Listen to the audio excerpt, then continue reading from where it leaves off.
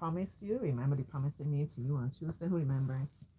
I said I'm going to try to be more. Not I'm going to try. We're done with this. I'm going to try. I will be more consistent in terms of coming here, reading with you, interacting with you, reasoning together, growing together, encouraging each other. Yeah, you know that's what Auntie's all about. So, how was your day? It's Thursday. We're almost through the week. I hope everybody had a wonderful day. I hope you're having a good week. Even, of course, if you're having your challenges, that you're managing them. If you have to have a little baby tantrum like Auntie from time to time, and then get up and dust yourself off and go again. Yeah. So today I'm gonna read some of the. This is in like the juvenile section at the library. Some books more so for teens, and I actually couldn't decide which book to get, which book to read for you first. I have three. Alex, the Walking Accident. I started reading this with Miss Beautiful. Who remembers about Miss Beautiful? Miss Beautiful is the young adult who comes and gets reading lessons. With Auntie, we started reading this one. Is most entertaining. She has a great sense of humor, which I love. Hello, Miss Beautiful. I'm missing you. You're not making it today. Auntie, always encouraging you nevertheless. Alex, the Walking Accident. You'll see.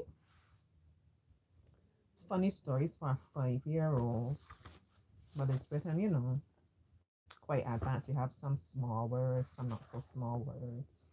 And then this one is called Judy Moody Goes to College.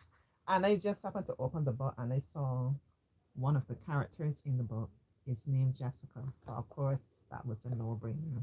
I'm gonna start with this one. Yeah, yeah. Well, the Auntie had a very good day. Auntie has been having rather productive days.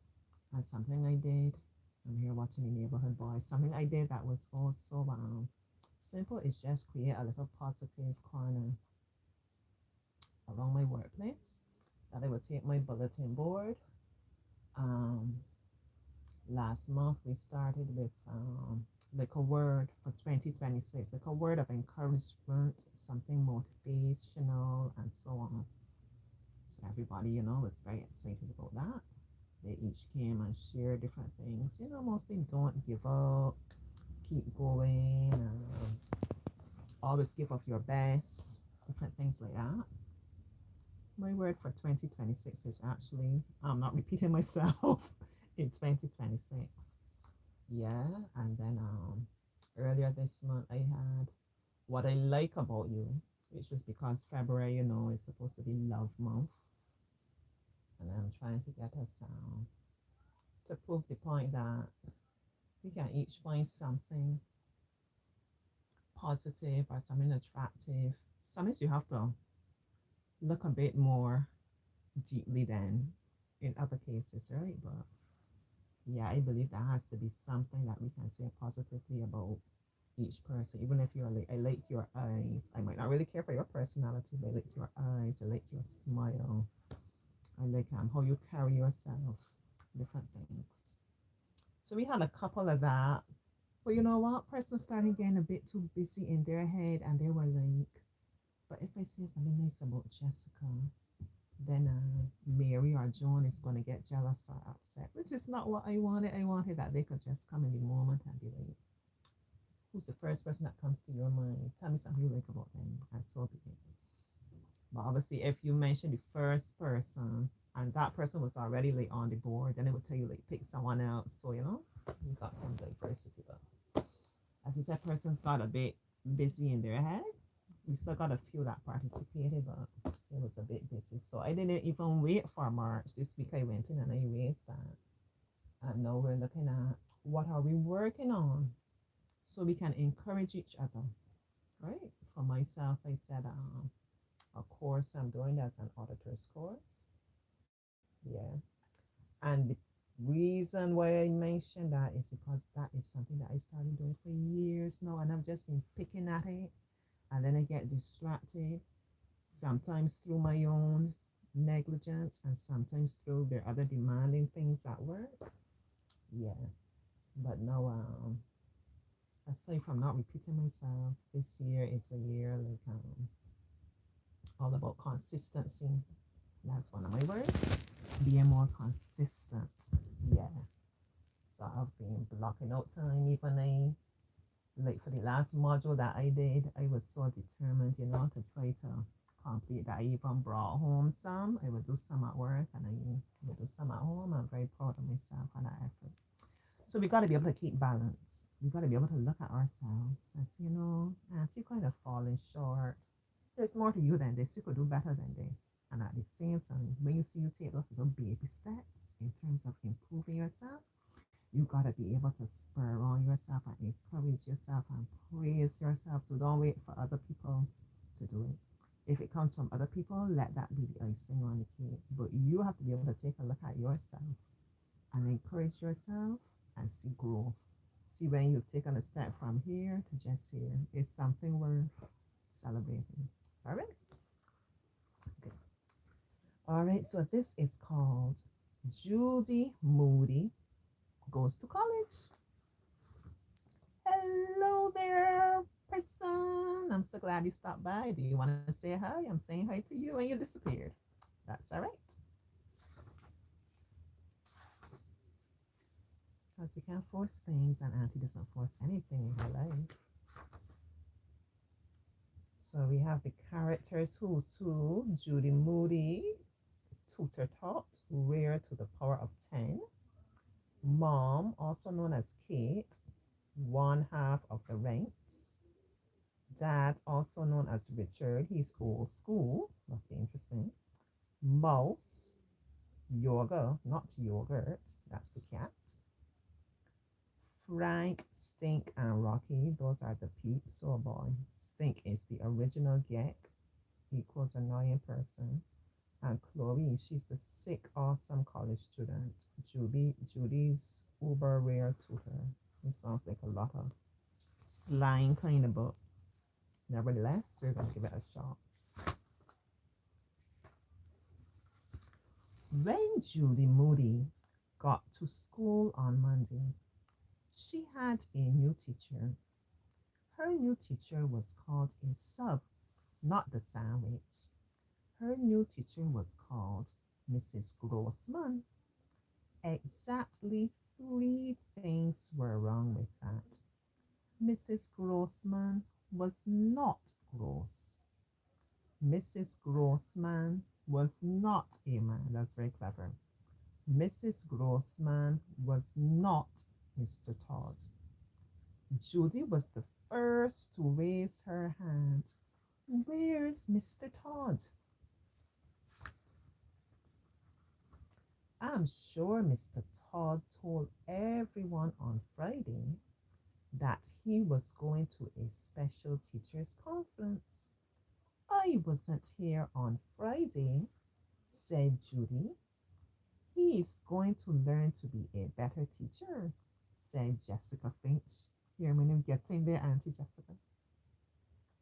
But Mr. Todd's already a great teacher, said Judy.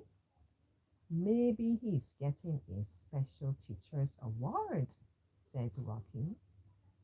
Where did he go? Judy asked. And when will he be back? The others joined in. Are you going to read us Cat Wings?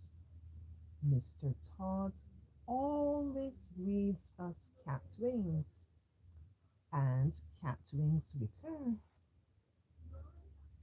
Are you going to take us on school trips?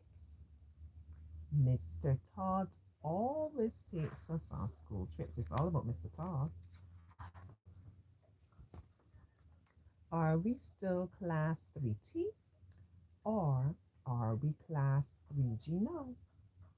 Mr. Todd is in Bologna in Italy, said Mrs. Grossman. Sheesh. Life was no fair.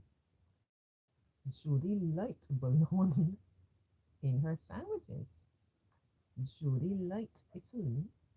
She even knew a Spanish dance from Italy. The tarantella. I have no idea what that is. If you know, you can tell me. Mr. Todd was probably in the land of baloney right now, dancing like a tarantula, while they were stuck in the land of multiplication, learning boring old times tables. I can't get the children to learn tables. I can't. Try as I may, I cannot. It can be quite frustrating. She, Judy Moody, did not like third grade. Class 3T, that was now 3G, without Mr. Todd. Judy Moody's new teacher came from New England. She did not talk like Mr. Todd. She talked funny with a lot of extra R's. Judy Moody's new teacher did not wear cool glasses like Mr. Todd. She wore glasses hanging from a chain around her neck. I can picture how she looked. She did not even smell like Mr. Todd. She smelled like she took a bath in PU perfume. Judy Moody's new teacher put up a tent at the back of the room with a sign that said attitude tent. Judy wondered what attitude they had to be in to get to go camping. And Judy Moody's new teacher was screwy for sweets. She gave out sweets for good behavior to everybody, minus Judy, because she was in a mood. She even gave out sweets for the right answers in maths. Pretty soon, the whole class was going to have maths cavities, except for Judy. Today, Mrs. Grossman was talking about measurements, liters and milliliters and barrels and hogsheads. I don't know the last time I heard that term hogsheads. She tried to make it sound like maths was a barrel of fun. But Judy, for one, did not give a pig's ear about hogsheads. Mrs. Grossman wore 10 gallons of perfume. Mrs. Grossman gave out 20 hogsheads of sweets. Instead of listening, Judy played with her watch, her brand new fancy dancy duck egg blue glow in the dark. Ask a question, watch 5,000. Complete with predict the future answers and screensaver. Oh, that's a very fancy watch. I don't even wear a watch. What about you? I actually so I say follow these things that are encouraging you to come away from always being on your phone, always being online and into the social media. So they said one of the things you should try doing is wearing a watch, which will stop you from looking at your phone all the time to tell the time. So I didn't even realize that there are other people like me, that a lot of people now don't wear watches. You just look at your phone.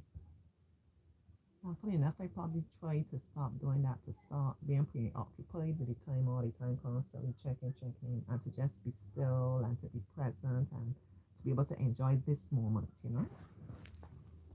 But then, as I said, I guess it encourages you to look at your phone. But if we do go back again and watch, it's not going to be fancy, sophisticated watch like Judy. Judy pressed some buttons. A night light blinked. A dual time button gave the time in two countries. So a person did not have to wear two different watches. That's clever. Scribble, scribble. Mrs. Grossman scratched on the board for a maternity forevermore. Judy pressed the big green question mark button. Rare. It was just like the magic 8 ball. Ask the watch a question, press the glow in the dark green button, and it gave you mystery answers. Is Mrs. Grossman cuckoo for mouse? You bet. Is Mrs. Grossman ever going to give me a sweet? Can't tell.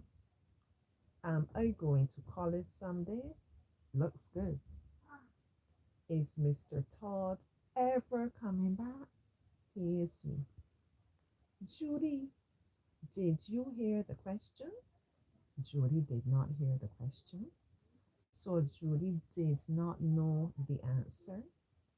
Was it 77, 88, 99, liters, bathtubs, barrels, pig eggs? Judy blurted the only answer that sprang to mind. Easy, she called out. All right, we're going pretty good so far, right? I'm going to give you one more chapter of Judy. And maybe one other thing. Yeah. And a little encouragement. And that's going to be it for Auntie and you for this day. Mom and Daddy chewed. She, Judy Moody, had to take a note home. A note from the teacher. A note that said she needed extra special help. A note that said she was hazy, not crazy about maths. Sounds like Judy needs some lessons. The top half of the note was just blah blah. So Judy tore it in half and gave the good half to her parents, not the bad half. Mom and Dad looked at the note. Judy's in trouble. Sweet, said Stink. Only half trouble, said Judy. Judy, where's the rest of this note? Asked Dad. I rounded it down, said Judy, to one half, like the fraction. Get it? Judy is very clever. I'm really good at maths, fractions, and rounding and everything. Quick, what's 12 times 8? Asked Stink. None of your beeswax, said Judy. Try 96, said Stink. Judy, the note, Mum said. Dad and I need to see it. The whole thing. Judy reached into her pocket and pulled out the crumpled up bottom half of the note. She handed it over. Mom and Dad read it. They read it times two. It took them about 1,000 years to read the fraction of a note. They talked to Judy. They talked to each other. They talked to people on the phone for 100 years. They came up with a plan. Not a listen to your new teacher plan. Not a hand over your brand new watch plan. Not a we'll help you with your homework plan. An extra, extra special help plan. Yeesh. A Judy Moody goes to a tutor plan. Tutor, said Judy, can't you and Dad help me? We will, said Mom. We will, said Dad. What's 6 times 7? Said Stink. A tutor will be extra help, said Mom. A tutor will be special help, said Dad. Just like your teacher suggested. For your information, said Judy, Mrs. Grossman is not my teacher. What's 5 times 11? Asked Stink. I'll listen, I promise, said Judy. I won't wear my new watch to school anymore. I'll count to gross and great gross. Your gross, said Stink. Judy had to prove she was good at maths. She started rattling off times tables. 4 times 2 is 8. 8 times 2 is 16. Cram for exams. It's just me here reading. Hmm? We're not cramming for exams. We're just reading to improve our reading, to interact, to discover new things, to rekindle a love for reading. Okay? 16 times 2 is something I haven't learned yet, but I will. I swear. All right. Having a tutor could be fun, said Dad. You'll see. Tutors have flashcards, said Stink. Baby flashcards. What's 2 times 5? The number of toenails. I am going to paint while you're asleep, said Judy. Stink curled his toes under. Judy looked from Mom to Dad, from Dad to Mom. Do I have to? It's already settled, said Mom. You start tomorrow. Hogsheads, said Judy. Judy's not looking forward to lessons. What do you think Judy is not looking forward to lessons? It's going to be a new experience with someone she's not accustomed to. Um, I guess sometimes when children think like, I need lessons, it means like I'm weak, like I'm not good enough at something. It's a kind of pressure and so on that comes with lessons. Yeah. And it all comes then to like the relationship, the connection you can have with the teacher or the tutor or whoever. Just like with Auntie. And I always say that it's always good to let the children see their greatness, what they're good at. Encourage them so they come to you and they're weak in maths, but they're good at English. Spend a little time talking about English. Maybe they're good at composition. Spend a little time creating a story, doing a little spelling, doing something. It doesn't have to be your strength as a tutor, but allow the child to see, well, if I could be so awesome, so good at this, what is it in maths that I can accomplish? Allow them to see their potential, their capacity, their ability to believe in themselves, basically. Dad picked Judy up from school the next day. Judy closed her eyes and slumped in the back seat of the car on the way to the tutor's. All she could see behind her closed eyes were flashcards, baby flashcards. She, Judy Moody, was in a mood, not a maths mood, and definitely not a flashcard mood. Fact of life, she, Judy Moody, was a tutor taught. Am I going to have to count beads and glue macaroni? Stink says I am going to have to count beads and glue macaroni. I don't know, said Dad. Am I going to have to play with jelly beans in jars? Stink says I'm going to have to play with everything is all about what Stink is saying. Play with jelly beans in jars, said Judy.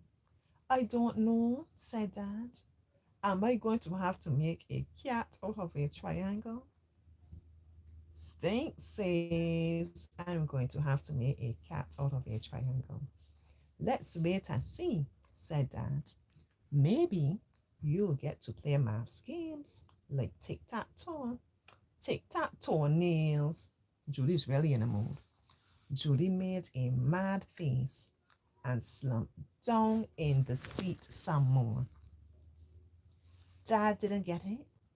He didn't have to spend his afternoon doing macaroni maths and making geometry cats. You see how busy she's getting in her head, and she hasn't met this tutor as yet. That's like when I started teaching one of my students, and he has so much fun. He said that he was worried because I would be teaching another little boy in his neighborhood, and he would see me spend so much time. Like I would go there in the evening, and I would be leaving like when it's nighttime. So he thought all that time he would be in there busy, busy doing a lot of work. And he didn't know that we would maybe spend an hour or whatever doing work, and then the rest of the time the little boy would be engaging me. This is come and look at my game, and he come and look at my book, or we would just be sitting and talking about all kinds of things, you know.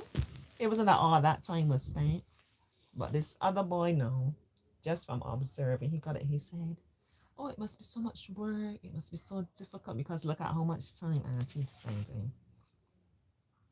So what that's telling you, don't knock things until you try them. Don't get too busy and too anxious, worrying and trying to predict, you know, the outcome and how things are going to be. Just approach things with an open mind and a willing spirit. And once you can be like that, that's like half the battle. It's all about your attitude and your positivity. We're here, Dad called cheerfully. Where's here? Judy asked in a moody tone. Colonial College, said Dad. College? Asked Judy. That's where you're getting help with your maths, said Dad. Your tutor is a college student. Judy bolted upright and threw her arms in the air. I'm going to college! Yeah, yeah, yeah, yeah, yeah. So I'm going to leave it there for Judy Moody. And I'm going to, maybe I'll give you some of Alex, yeah? I think so. Should I, should I, should I?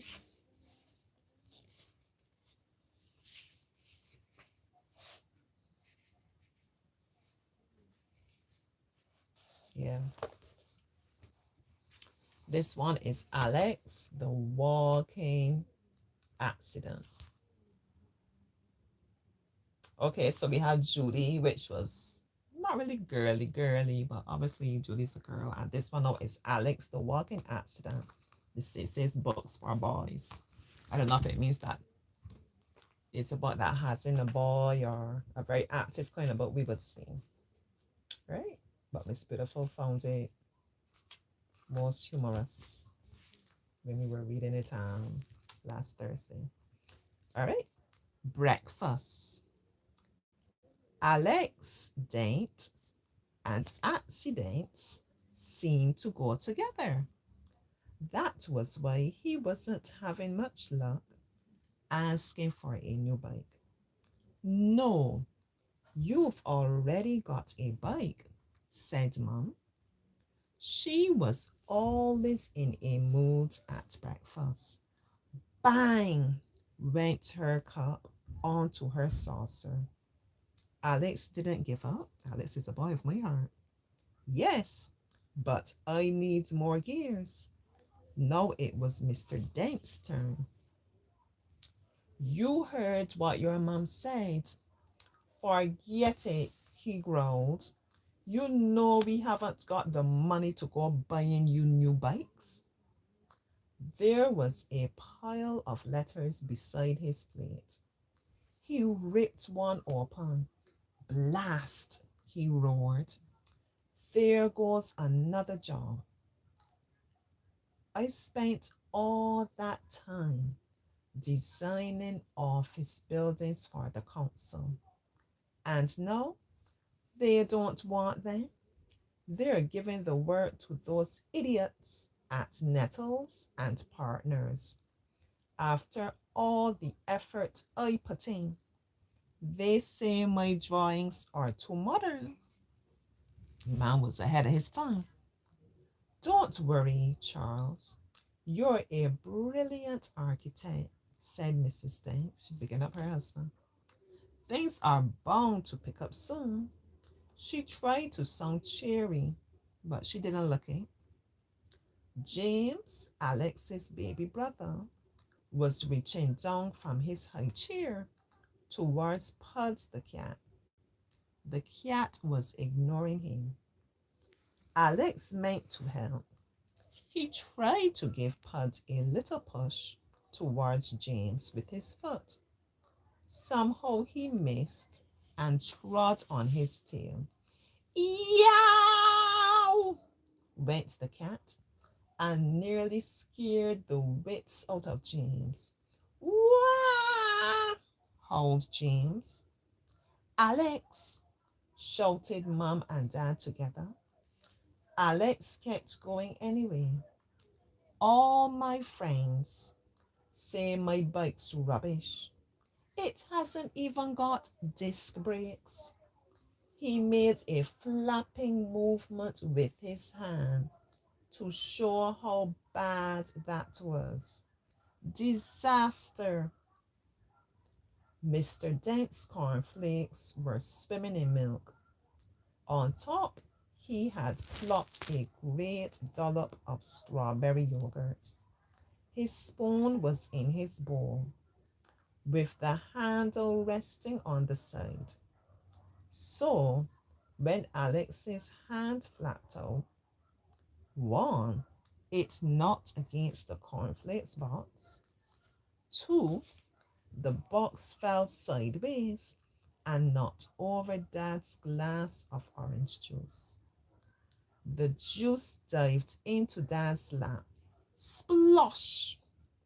The glass fell at exactly the right angle to hit the handle of his spoon.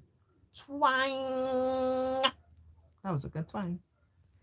Up went the spoon like a seesaw with a baby elephant on one end. What a description. Suddenly, soggy cornflakes and pink gunk started raining on everybody. What a start to the day. James threw his plate and hit Alex right on the ear. Bonk! Axie nutty bye! Axie nutty bye! Screamed little James. Quite right. Alex is a very naughty boy, agreed Mr. Dent. Bad Axie, scolded James. He always called Alex Axie. He was only two. That was the nearest he could get to Alex. Mr. and Mrs. Dent thought that Accident was just the right name for their son. He was a walking accident. I knew that it was heading in that direction to be cleverly playing all the words, accident, accident. All right, chapter 2. Gluggy's little outing. Things didn't get much better next day. Everyone was still miserable. James was in the bath, yelling as usual. This time, it was because he was having his hair washed. Hush, came Dad's voice up the stairs. Daddy is trying to make an important phone call. You try hushing him, muttered Mrs. Dent bitterly. Mr. Dent went back into his office and closed the door behind him.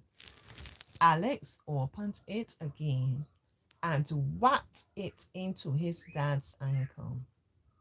Not a good moment, but normal for accident. Ouch! Shouted Mr. Dent into the phone. Somebody had answered, so he had to put on his happy, busy voice. Hello, Chesney Mold Property Services. Can you put me through to Mr. Mold, please? He rubbed his ankle and glared at his son. I'll just have a look on your computer. See if I can find a bike on eBay, said Alex. Go away, hissed Dad. He's really starting to get on Dad's nerves. Go and play on your skateboard or something. Suddenly, his voice went all charming again. Ah, is that Chesney Mold? No, I didn't mean you. Sorry, I was talking to my son. How can I go on my skateboard? Said Alex. I haven't got a skateboard. And even if I had, there isn't a skateboard park around here. And I can't go on my bike because everybody says it's rubbish. His dad clapped his hand over his spare ear. Charles Dent here, he said. He tried to get a laugh into his voice. Hello, Chesney. I'm the chap you met the other day at the planning meeting. We said we'll have a little chat about building some houses on that land down by the bridge. Alex was shocked. He jumped up from his dad's chair. The chair fell on his dad's toe. Oh boy, here we go again. They can't build on the land by the bridge. That's where everybody goes fishing. Mr. Dent was hopping about. He was hopping mad. Will you hold on 1 second? Chesney, he wrapped his hand over the phone. Alex, please. This is a very important call. Go away. Imagine your father telling his son, go away all the time. Go and help your mother with James. I can't hear myself think with him screaming. How can I help? Said Alex. Nobody takes any notice of me. You see what I tell you now? All he keeps telling the boy, go away, go away, go away. So he's probably feeling like baby gets attention, but no one's really taking the time to listen to him. Talk to James, amuse him, begged his dad. Just stop him screaming for 5 minutes.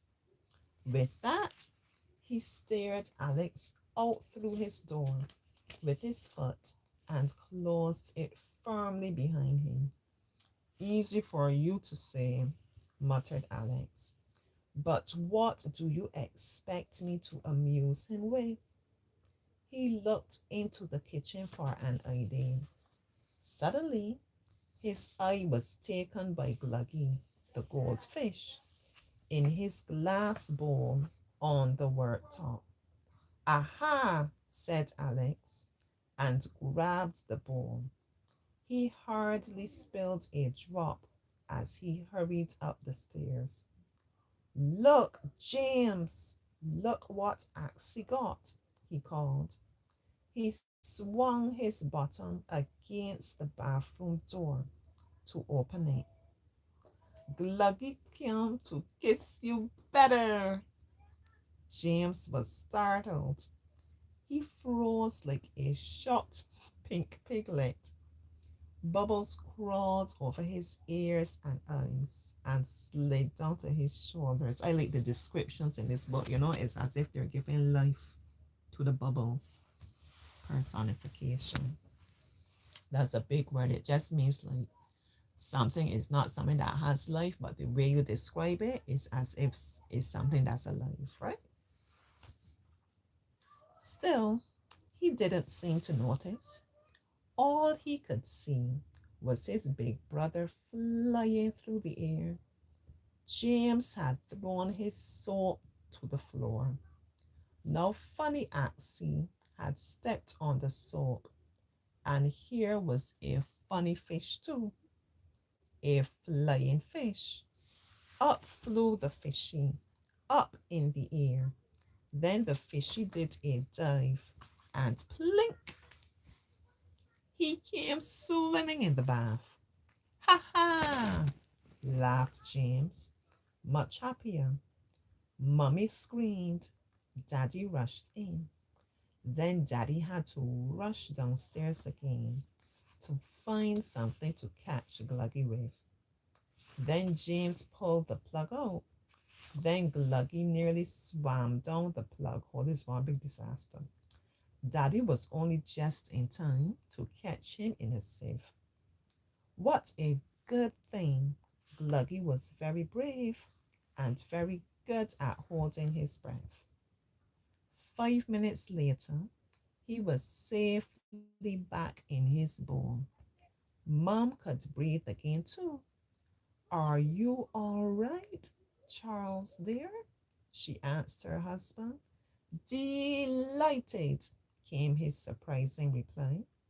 It turned out that he had managed to finish his conversation with the famous builder, Mr. Mould, and he'd agreed to come over and have supper with us this evening.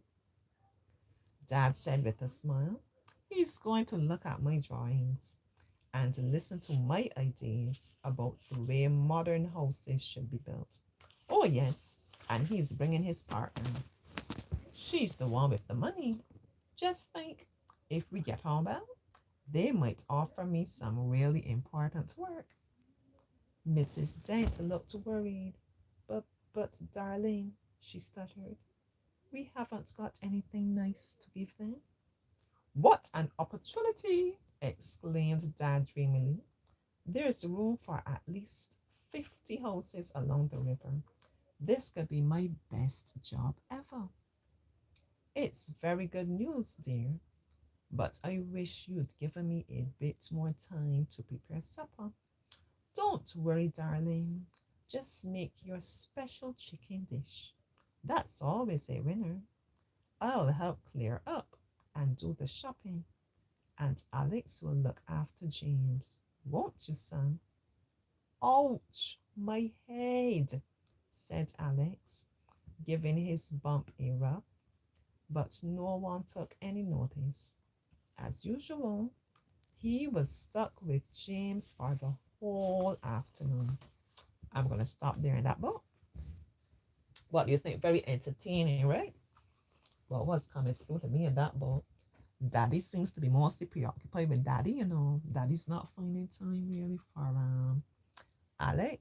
As you see, it more was him focusing and trying to deal with this business on the phone and telling Alex, go away, you go and keep baby quiet. And then he's making plans and not studying mom. And it's an interesting dynamic. Mom is there trying to be supportive. I picture mom there being in the middle and maneuvering as moms always do. Probably trying to be there for Alex, trying to be there for dad, trying to be there for baby. And baby's just having fun in the midst of it all. Yeah, interesting book. So I'm gonna let that be it in terms of being a little light those stories. And I'm actually gonna read you a little Bible before I finish off for today. Yeah. Yeah, actually last 2 days I've been taking my Bible to work with me and just reading, just having a little pause and reading different things that I find encouraging. So today I was reading Isaiah chapter 43. And it's really beautiful when I read things from the Bible. I like to take the time and personalize them, make them even like a prayer. Like if God says, that you are special, you are beautiful in my sight, I would say as if I am beautiful in your sight, you know. You're always there for me, different things like that. I just find it beautiful and tender and loving and reassuring. And I don't have to wait until I'm feeling down in the dumps or something has happened and I need to come and do this for God to bring me from here up there. I can just do it simply because He's so beautiful in Himself and so loving and so giving and so caring and my best friend and my provider, my healer, just because of the awesome person that He is. All right, so I'm going to read this, then I'm going to sing a song I was meditating that just dropped into my spirit today. And then I'm going to leave you before you get tired of me. I don't think you will get tired of me, though. I certainly never get tired of you. All right, so Isaiah chapter 43. Israel, the Lord who created you says, do not be afraid. I will save you. I have called you by name. You are mine. So just as I said, when I personalized that as I was reading it today, I say, "You have called me by name. I am yours. When you pass through deep waters, I will be with you. Your troubles will not overwhelm you." Somebody needs to hear that. When you pass through fire, you will not be burnt. And I read that and I picture myself like surrounded by this bubble, and all the torment, all the different things going around. It doesn't even have to be in my life immediately, but like we don't actually live in a vacuum. All that's going on around in the world and so on. And I tell myself, it will affect me, but yet still it will not affect me at my core, if you can understand. The hard trials that come will not hurt you, for I am the Lord, your God, the Holy God of Israel, who saves you. I will give up Egypt to set you free. I will give up Ethiopia and Seba. I will give up whole nations to save your life, because you are precious to me and because I love you and give you honor. Once again, personalizing it. I am precious to you. You love me and give me honor. Do not be afraid.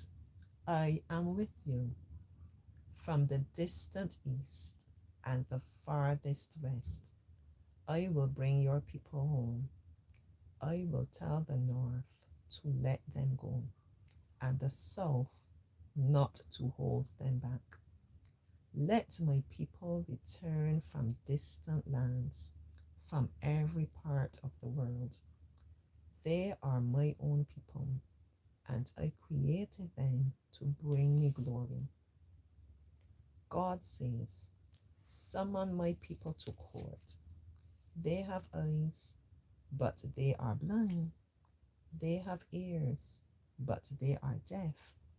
Summon the nations to come to the trial.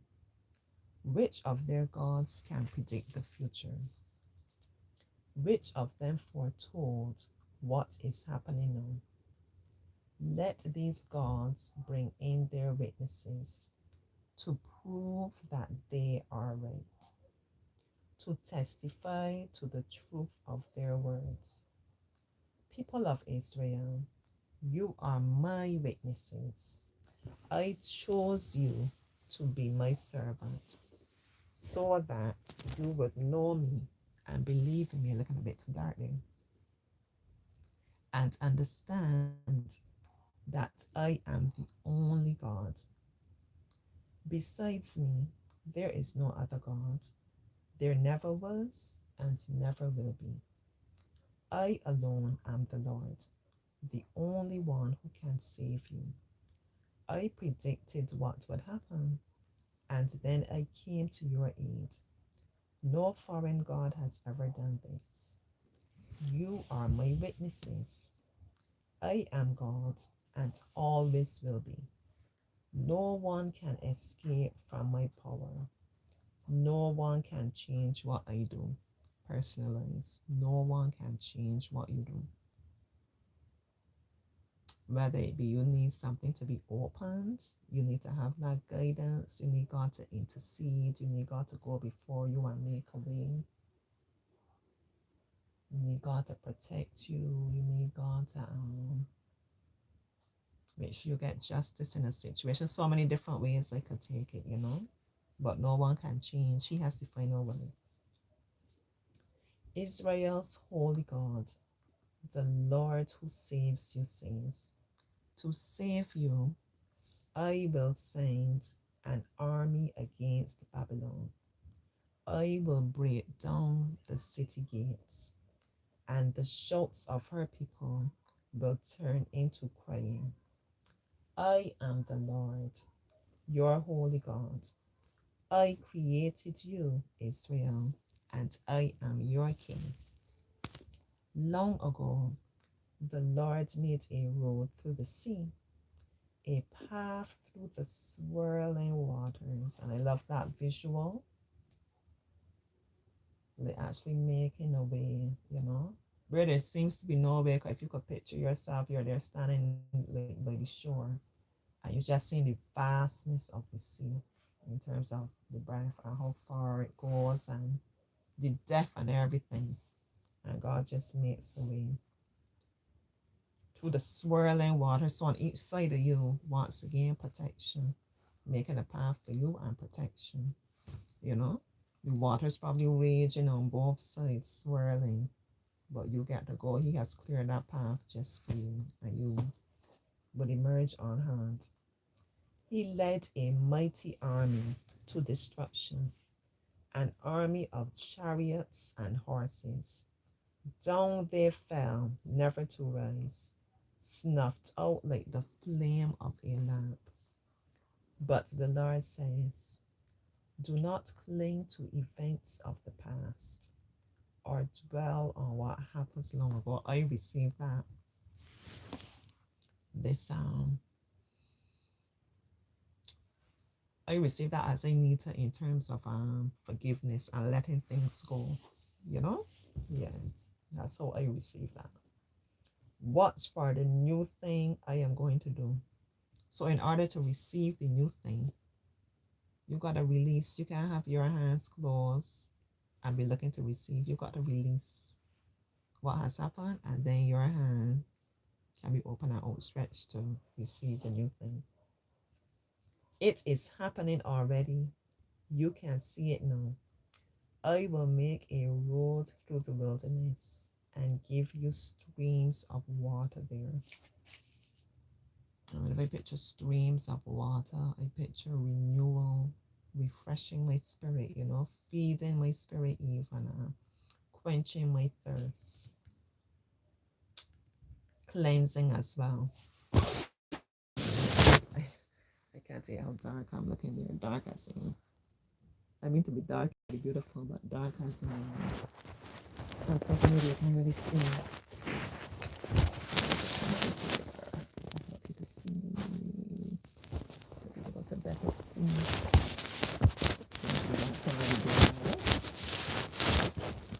See how much better that is, though. Let me see. Yeah, all right. So move. I was talking about the water, the water, the water, the water. Right, I gave you streams of water there. Even the wild animals will honor me. Jackals and ostriches will praise me when I make rivers flow in the desert to give water to my chosen people. They are the people I made for myself, and they will sing my praises. Personalize it. You made me for yourself. I will sing your praises. Not just when things going good, you know. Through the good, through the bad, through the uncertainty, I will sing your praises because you remain good, you remain wonderful. The Lord says, but you were tired of me, Israel. You did not worship me. You did not bring me your burnt offerings of sheep. You did not honor me with your sacrifices.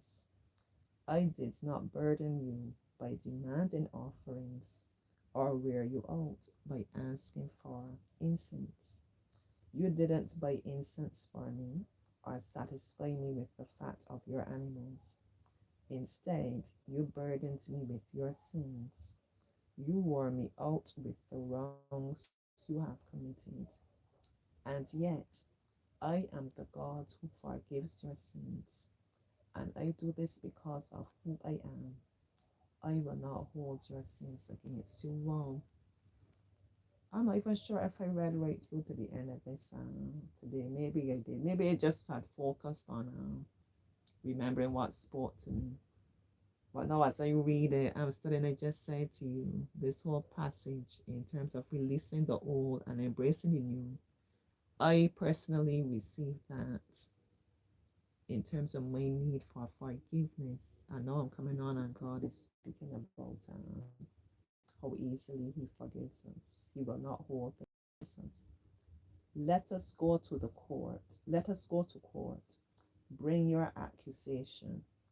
Present your case to prove you are in the right. Your earliest ancestor sinned. Your leaders sinned against me, and your rulers profaned my sanctuary. So I brought destruction on Israel. I let my own people be insulted. That's the end of that chapter. You know, most people read that and focus on the part about doing something new. Um, yeah, making a way through the wilderness. I mean, you pass through the waters, nothing will harm you, and so on. But we don't often take the time to read the complete chapter. I'm so glad I did. Yeah, I hope that you got something from it too. Remember what I always say, anytime I feel led to do something, is that somebody needs to hear it. That's God's Spirit working. So I'm going to take you out with a little song now. I enjoy so much being here with you. And this song just dropped into my spirit. It is You Perfected All. You perfected all. You perfected all. You make all things new, like only you can. You perfected all. You perfected all.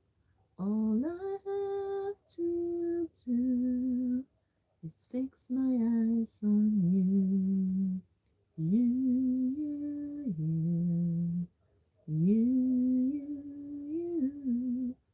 Fix my eyes on you. You.